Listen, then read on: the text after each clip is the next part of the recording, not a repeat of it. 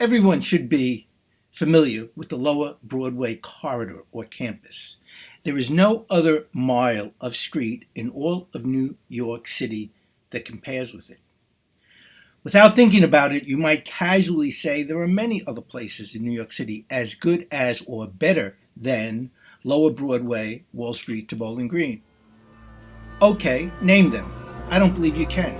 No other section of New York City with the same or as significant collection of assets. Not any one of them individually, but collectively. Begin with the name Broadway.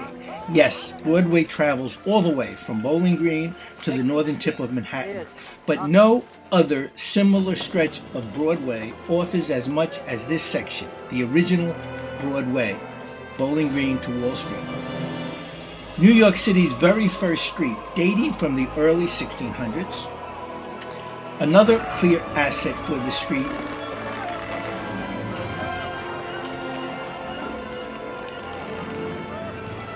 Herregud, hva er det? Skal jeg liste det? A mystery. A secret. A threshold to the future. Where'd you find this? I've never seen anything like this. One man will break the code and open the door. Well, this should read Stargate. That was in front of us the whole time. Reserve power on. What is that? It's your Stargate. We never have imagined this. Now, the most amazing discovery of our time. Jackson, wait for me. Is about to become the most extraordinary adventure. Stargate. Project at One Wall Street.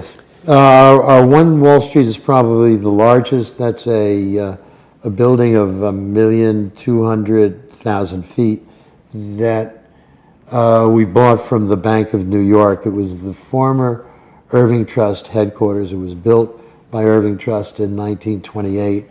That building at Wall Street and Broadway, the very beginning of Wall Street, next to the New York Stock Exchange, is landmarked.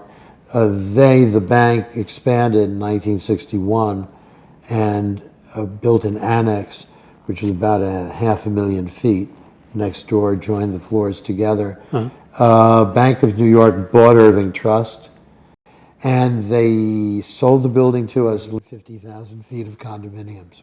Sounds like a magnificent project. The building itself is changing, as is the entire financial district. So it's really the microcosm of a small city with the varied retail, commercial, and then the residential aspects to it. That building is enormously complicated because of its size, its landmark status, and trying to put into the building all of these uses. We're working closely with the Robert Stern firm, who's very involved in classic buildings and landmark buildings. That property has two very unique spaces, the white boardroom and the red marble lobby. Yes. How are those being incorporated into the new structure? Well, the red room was designed was within the original design, the building, and it was designed by Hildred Merth, who was a very, very fine designer, and will be able to leave it as it is. And the white room, which was a duplex at the very top of the building, part of the boardroom, will be incorporated into a duplex apartment, which I think will be spectacular.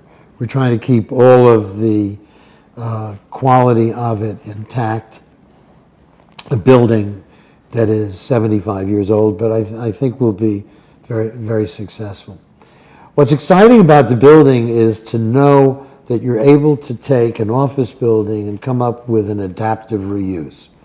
Something that I've done from my youth till now, and over the period of time I've kind of distilled so many ideas and able to winnow it down into something that is good, I think good design, act so that it takes advantage of the space and presents to a buyer a space of quality. History. A secret. A threshold to the future. Storage, reserve power, on. What is that? It's your Stargate. Amazing discovery of our time. Jackson, wait for me. Is about to become the most extraordinary adventure. Stargate. The perfect timing of the completed conversion to residential and reopening of the truly iconic One Wall Street, beginning with the ultimate address anywhere, One Wall Street. Yet this is just the beginning of the importance of this 52-story Art Deco masterpiece.